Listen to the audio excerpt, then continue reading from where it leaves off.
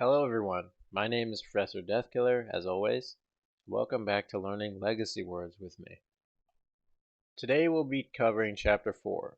Now you'll notice that we did skip Chapter 3, but don't worry, I promise we'll be covering all chapters of this course so that you can better understand the use of legacy words and their origins. Please be sure to be taking notes so that you can do well in the final for this course. There's still a lot to go over, so make sure you're ready for the test at the end.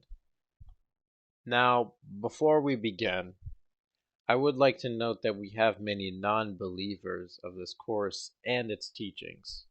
People who would interpret my words with disdain. These people are filthy, mage-build degenerates that don't deserve the comfort of legacy words. I am fortunate to say, however, that many have thrived in my teachings and are avid followers of the service I am bestowing upon them. To them, and to the viewers watching today, I applaud you for being patient with me and learning about legacy words. Now, back to where we left off. Last time we learned about the importance of simplicity in legacy words. And with the words Sharty and Farty, the words we're going to be learning about today, it's no different. Now, the derivative of both words are fairly simple. Farty comes from fart, and Sharty comes from shart. However, they don't operate in the same capacity as other legacy words. These two in particular are known as replacement words, or in a more professional sense, legacy replacement words. Replacement words, like legacy words in general, are used to improve your dialogue and conversation to maximize performance and improve your chances of success, as we already know. As a side note though, Sharty can be often confused with other black slang words such as shorty or more accurately, shoddy. So make sure not to mix those up. It's important to remember that cuddy and homie are also replacement words themselves, but other legacy words like sting, ding, ting, or ditty are something different, called outlier replacement words. Outlier replacement words have no derivative of origin word that they come from, which separates the two from each other.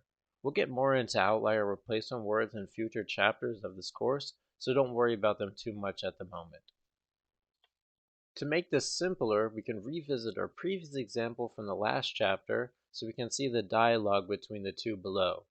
Notice our legacy word here, but more importantly, notice our ending to the legacy word.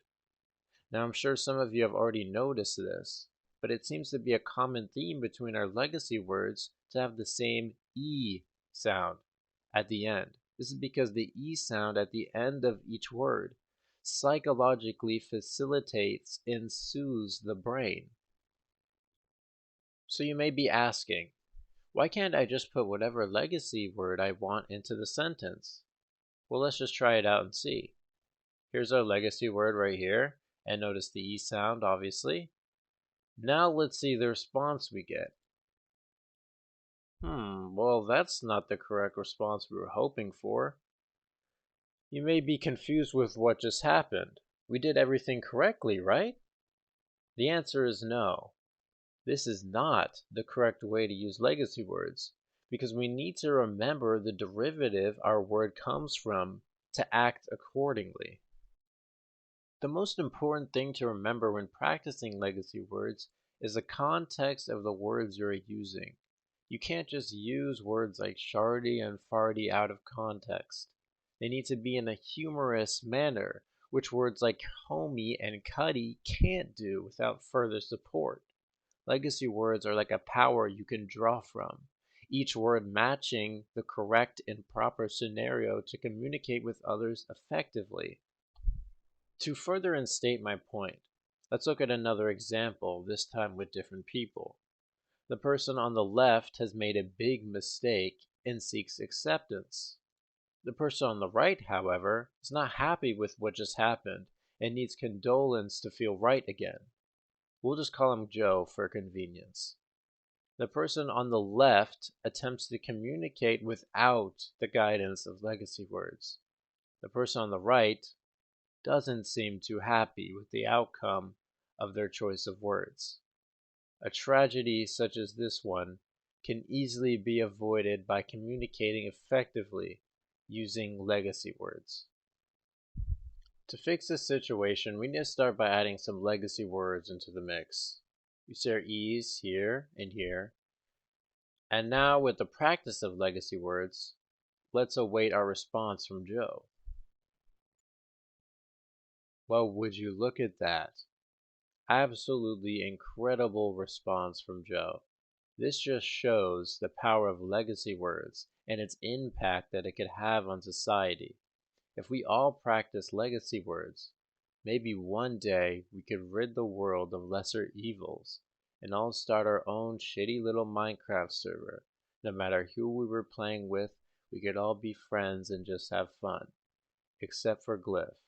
But sometimes, when you lose something, you don't realize how valuable it is until it's gone.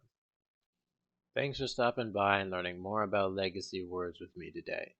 But before you go, I actually wanted to mention my sponsor for the hit mobile game Rise of Kingdoms, the free mobile strategy base builder with over 10,000 downloads. I personally chose Bjorn Ironside as my hero for the Vikings, and I get over 10 million power with the Viking Elite Berserker units and obviously the extra attack speed bonus. I easily rose the ranks and fucked your girlfriend. Because you chose Japan. Why the fuck would you choose Japan, retard? Who the fuck cares about the 3% movement speed? Anyway, see you guys next time in the next chapter of Legacy Words.